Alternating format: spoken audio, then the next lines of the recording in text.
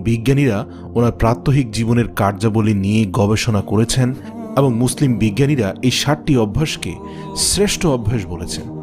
1. সকাল সকাল ঘুম থেকে জাগ্রত হওয়া। মহানবী হযরত মুহাম্মদ সাল্লাল্লাহু আলাইহি ওয়াসাল্লাম তাড়াতাড়ি ঘুম থেকে জাগতেন এবং দিনের কাজ শুরু করতেন।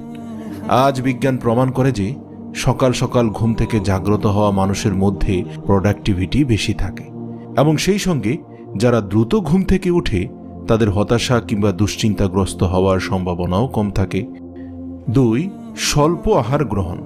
মহানবী হযরত মুহাম্মদ সাল্লাল্লাহু আলাইহি ওয়াসাল্লাম রোগ ও অসুস্থতা প্রতিরোধ করার জন্য কম খেতেন।